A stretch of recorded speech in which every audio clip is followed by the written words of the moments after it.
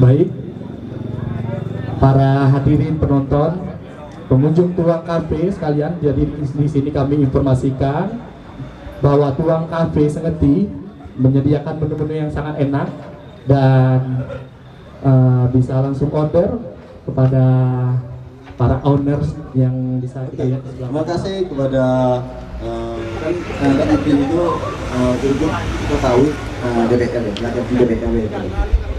Mungkin orang lain juga pengen tahu sebenarnya macam mana prosesnya sampai ke DPR. Sebelumnya terpikir sebenarnya jadi DPR. Baik, assalamualaikum warahmatullahi wabarakatuh. Jadi pertanyaan ini betul juga kalau pembawa acara tadi banyak adik-adik muda kan. Sebenarnya untuk masuk menjadi anggota dewan suatu hal yang mudah sebenarnya. Pertama, sebelum kita melangkah ke partai politik, minimal kita sudah menguasai suatu organisasi. Intinya rajin-rajinlah berorganisasi. Nah kemudian apapun ceritanya, kalau kita tidak pernah terjaring dalam partai politik, dia tidak bakal jadi anggota dewan. Itu intinya kan. Nah kalau prosesnya panjang nih, karena backgroundnya berbeda-beda nih, berbeda-beda. Kalau saya lebih mengedepankan berorganisasi ya, rajin-rajinlah berorganisasi. Perlu juga jadi catatan sejarah berhubung pas nih tiga nih. Saya sudah berulang kali menyampaikan jangan pernah nganggap remeh dengan P3KS. Karena ngapa? Saya kulas ke belakang. Anggota dewan yang dari unsur pemudaan yang pertama kali jebol jadi anggota dewan yaitu EPD ya, adik saya sebagai kabit adalah kabit masyarakat dan nelayan petani. Kemudian muncul Gusni Tamrin ya, di satu angkatan. Gusni Tamrin di bidang keagamaan. Nah kemudian periode kedua muncul Bajuri Asagi sebagai anggota DPD dan wakil ketua pemuda. Nah gelombang ketiga masuklah saya. Belum ya sampai di mana masuk saya dengan Dewo. Nah, salah satunya ketua P3KS dan bendahara P3KS. Itulah hal yang dapat kita petik. Pertama niat kan, niat, karena partai politik itu identik dengan tujuan kan. Kalau kita mau ngikut partai ada terus kan, tanpa ada tujuan yang jelas lebih baik usah bikin kecewa kan. Nah pastilah kita berpartai politik itu indikasi kita suatu saat kita menjadi anggota DPRD itu. Kalau prosesnya itulah ikuti kegiatan-kegiatan partai. Pertama di dalam partai itu ada gitu kan kayak aneh apa tuh namanya, kalau PDI itu identik dengan itu, kalau Golkar itu identik dengan itu apa namanya? Organisasi sayap, soksi gitu. Bukan ada kada ayah apa tuh? Organisasi sayap. Gimana? Ada sayap. Simbol. Ada sayap. Iya. Yang jelasnya setiap partai itu punya ideologi. Nah, ideologinya tetap ada ciri-ciri khas. Nah, itu kan. Kalau kita tadi kan kami menyinggung soal dana kami. Nah, kalau dana untuk DPR itu besar. Ya, kalau dana untuk jadi seorang DPR itu besar sebenarnya. Dan agak sensitif dikit memang dana, cuma gue penasaran ya. Iya, jadi saya bercerita tentang Sayo kan, karena background itu beda-beda kok. Kalau Sayo dulu mencalonkan diri, hampir tak punya duit kan, hampir tak punya duit, karena waktu itu memang tak punya duit. Nah, cuma yang saya siapkan pertama untuk kelengkapan persyaratan-persyaratan dan kemudian makan minum. Ya perlulah saya sampaikan, kalau pemikiran kita bersama ini, banyak orang berpikir jadi anggota dewan itu harus punya duit 10M, itu umpama. Tapi hal itu terpatahkan. Jujur, saya pertama kali mencalonkan diri itu naruh duit 48 juta. 48 juta 2009 itu 48 juta cuma saya punya duit. Alhamdulillah kalah kan? Kalah 8 suara. Kemudian 2014 begitu juga saya tidak punya duit juga. Nah, tapi dengan penyampaian kita dan dengan pola kita lah kan, gimana supaya kita mendapat suara kan. Pada intinya mungkin sebenarnya banyak faktor lah, cuma saya tadi tidak ada juga kita disuruh patokan di dana. Nah, yang jadi pertanyaan saya ke ketiga nasional, apa motivasi utama nak jadi DPR? Sama ya. Dulu saya sama pemuda itu berpikir hal itu. Dulu saya pernah mengajukan jalan depan rumah saya. Tidak usah saya sebut awalnya. Tolonglah buat jalan depan rumah saya. Itu selalu beralasan-alasan, katanya udah cukup dana lah segala lah. Akhirnya saya merekomendasikan minta bangun jalan Bumi Petang dengan hal yang sama juga. Kemudian saya minta bangun jalan 39 tembus ke Sungai Lemah. Nah, terpacunya saya tuh apa segitu nih yang jadi anggota dewan dengan serumit itu ya, dalam pemikiran saya kan. Akhirnya saya terdorong maju. Kemudian alhamdulillah saya dapat respon dari masyarakat. Tidak pula saya itu. Saya ngilang dari Sengeti ini 4 tahun. Waktu Pak As'ad kalah itu saya hilang. Bukan Pak As'ad malu atau saya yang malu. Akhirnya saya lari ke perusahaan Kirana 4 tahun saya di sana. Kemudian setelah 4 tahun saya punya pemikiran, karena perjalanan pemuda itu agak macet dengan saya ngilang kan. Akhirnya saya balik kampung, mundur diri sebagai ketua muda. Maka Pak Ediwo yang pertama kali kan ngapus kan mundur. Siapa lagi mimpin muda lo? Saya sampai kan, awas ya nengok awakmu, ngapus kau sakit gitu deh. Dari naik kelas itu saja. Ada ketua muda terus itu. Kau pengen jadi apa? Saya pengen jadi anggota dewan. Kata dia langsung dia. Nah kalian itu biarlah saya. Yang tua-tua itu biasa nampilkan itulah di kantor tamu. Kalau dari Wak Edi, apa motivasi nak jadi DPR? Apakah dengan jadi DPR mungkin kita bisa berbuat lebih banyak? Entah itu dari memilih kebijakan atau mungkin dari undang-undang.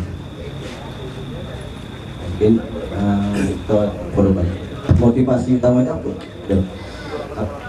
Apakah memang murni kita memang istilahnya itu supaya bisa lebih banyak berpindah, atau memang ada motivasi lain sebenarnya?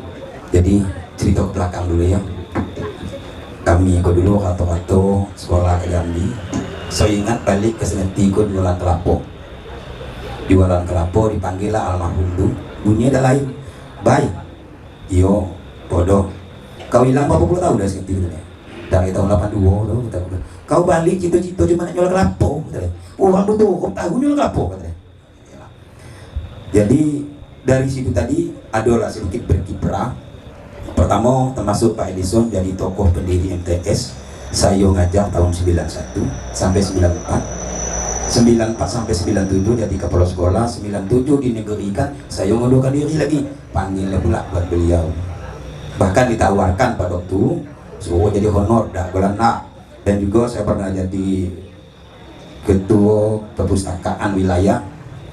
Kemudian bagi pemuda, harapan kami jangan nengok kami jadi DPR kok, prosesnya sangat panjang, sangat panjang. Kalau yang di Jambi itu saya diciptakan lah gawe itu, yang di Sengeti jual kue, jual kelapo, jual buah-buahan, ngongkak. Ya kalau ngongkak salah satu mau buntung kalau ganti.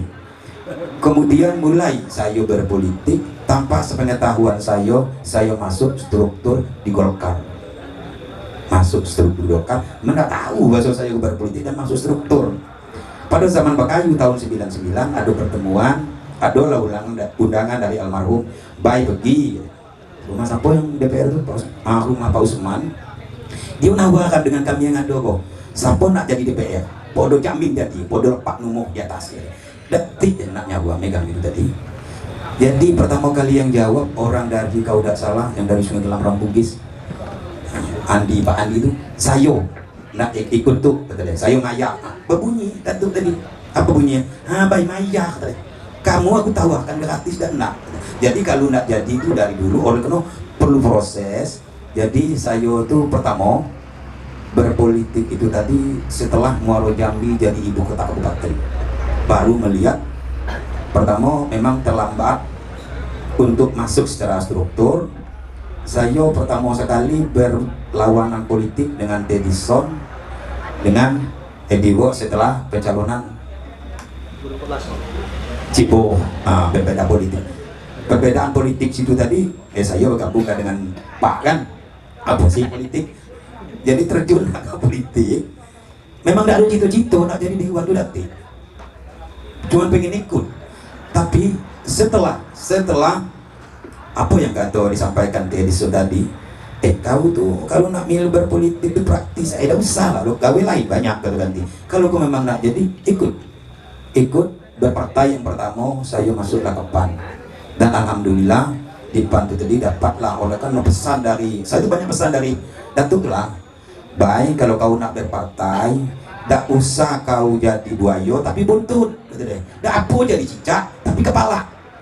Jadi alhamdulillah saya memang jadi cicak waktu itu, jadi ketua kecamatan. Artinya ada komando dari kita yang kita terima di atas langsung. Nah, kemudian selanjutnya barulah 2009, 2008 memang kami pada waktu itu dan nyalon waktu itu memang tidak ada. Kalau bahasanya itu saya mau Sul carikan saya suara 30 kedua ini detik waktu kami jadi pertama tidak ada. Memang berdasarkan sosialisasi. Berdasarkan sosialisasi, tapi dengan berbagai kegiatan di belakang sebelumnya lagi kita lakukan. Ya baik organisasi, bantu pencarian, itu sudah merupakan proses.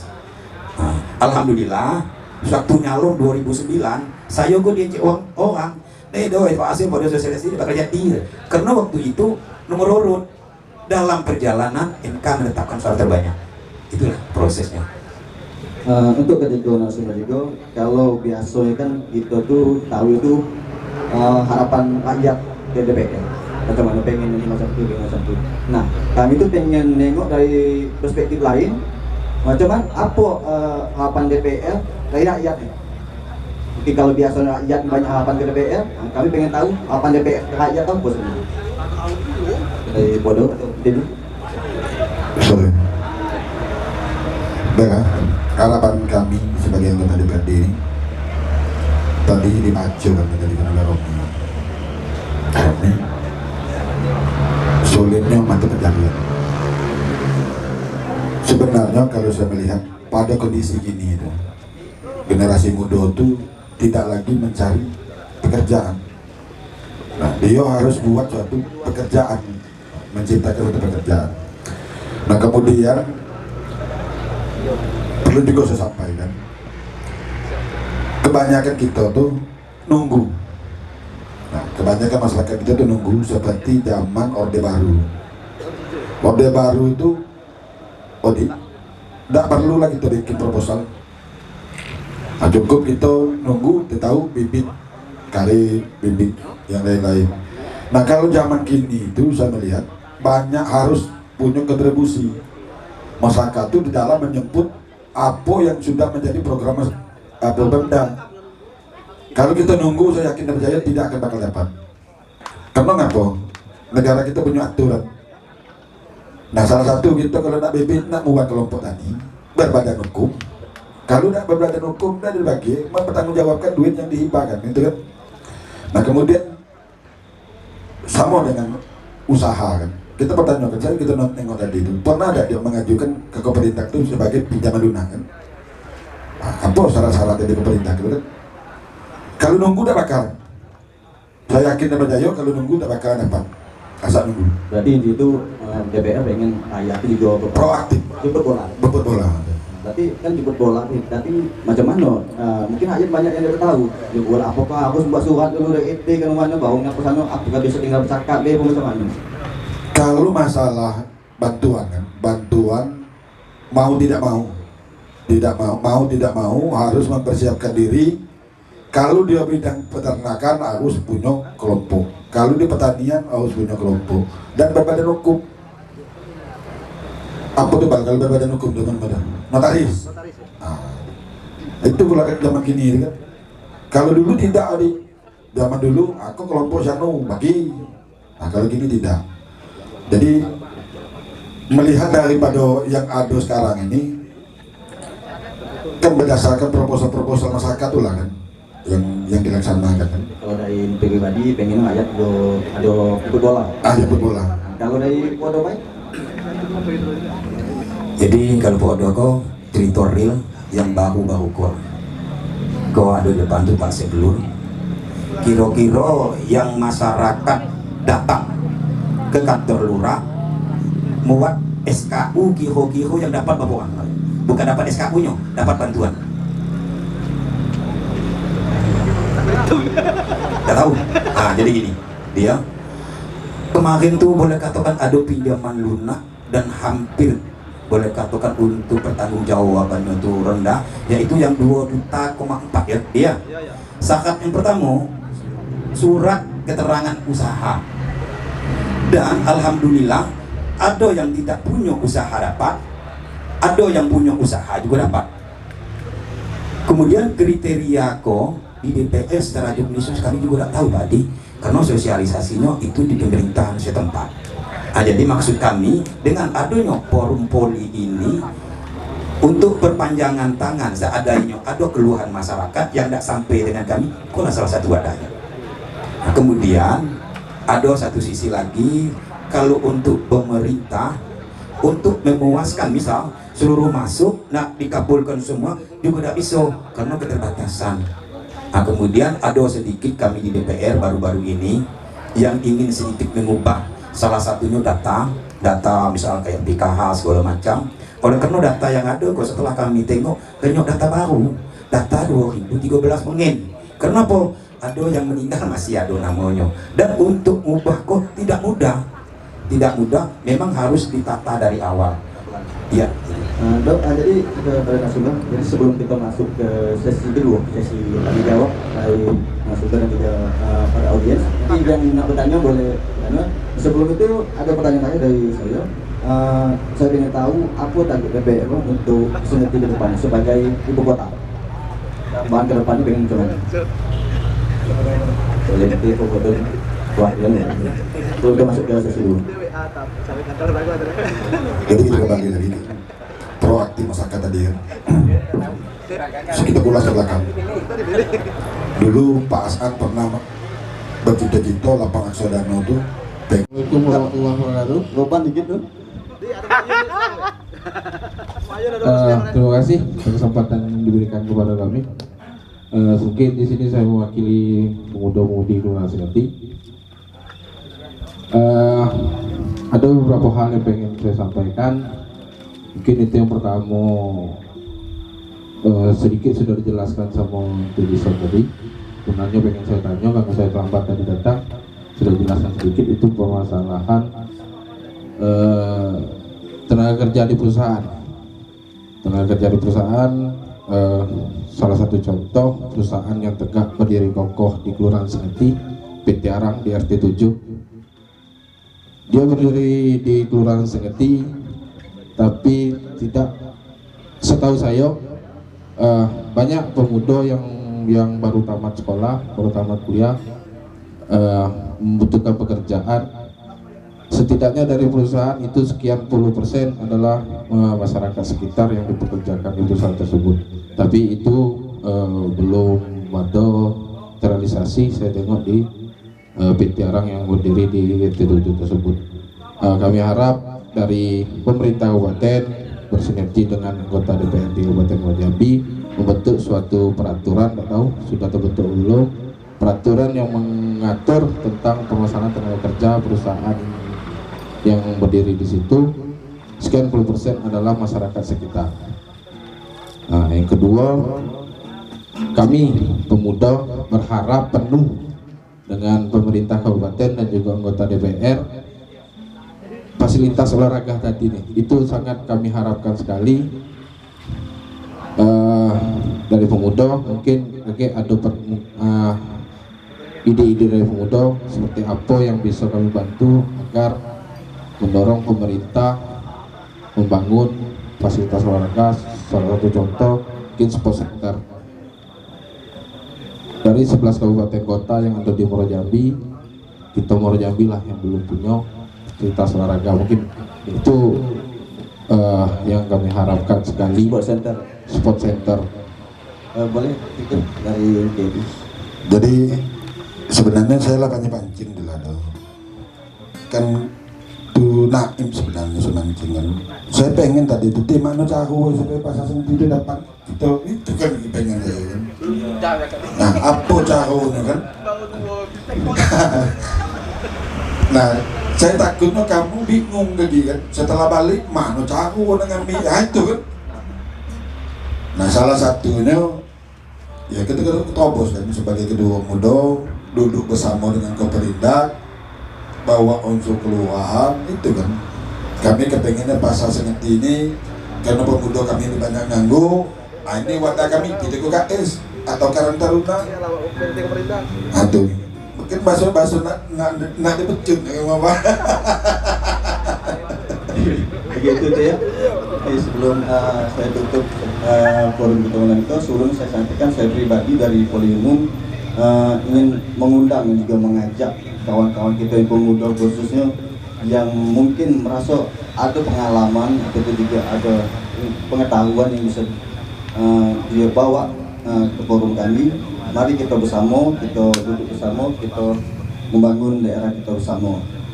Karena kami pun pasti butuh masukan dari yang lain, karena pada dasarnya itu tidak akan hilang ilmu yang dipejam, tidak akan habis ilmu yang dibagi. Nah, demikian. Oh iya, jangan lupa. Oh iya, kebetulan kami ada ide sekalian promosi. Mungkin kawan-kawannya penasaran apa isi konten itu, boleh di follow di IG kami @poliumum_mj. Dan juga insya Allah nanti untuk video akan kami upload di YouTube dengan nama yang sama, Poli Umum Muara Jambi. Tapi ada depan bola. Saya itu kepengen mikiran. Boleh lah kamu buka di Google browser kan. Nah, kamu ketik sih. Keluarnya Pak Burhan. Kan?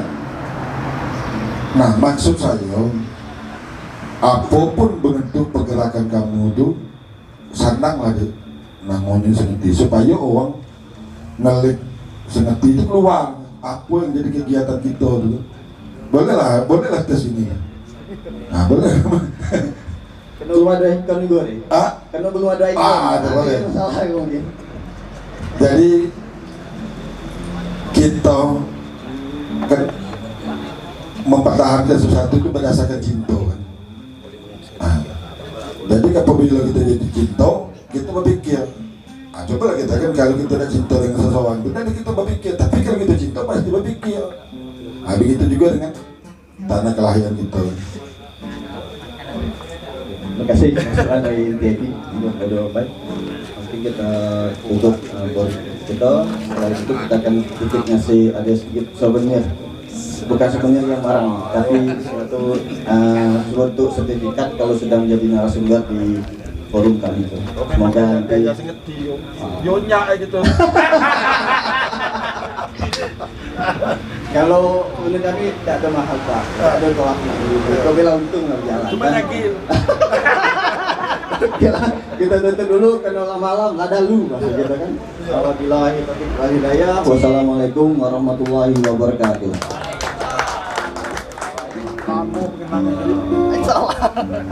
Dan juga kami mengucapkan terima kasih kepada Tuang Kalbi Seperti acara ini tidak akan terlaksana sebagai lokasi pelaksanaan forum poli umum yang kami selenggarakan perdana pada malam ini.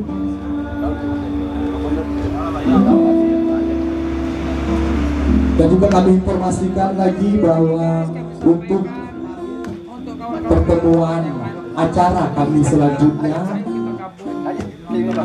insya Allah akan kami laksanakan jika tidak ada halangan. Kepengennya setiap 2 kali sebulan begitu. Tapi karena ada masukan dari Seklur, ada kopi morning, boleh juga. Tema ke depan apa? Tema? Tema ke depan apa? Tema? Untuk tema ke depan kami belum menyiapkan Pak. Mungkin ada masukan dan saran, boleh. Pola hidup sehat deh.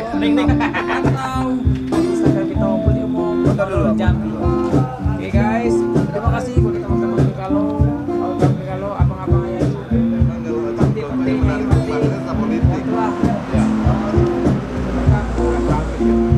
Walaupun restoran langsung, tapi kami harap ke depannya bisa bergabung dengan kami di Amalia Polipung Muara Jambi.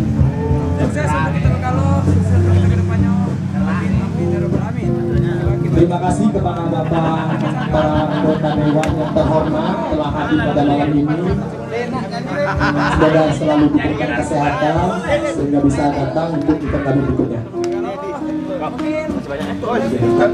Baiklah pendengar, hadirin sekalian, penampilan dari untuk episode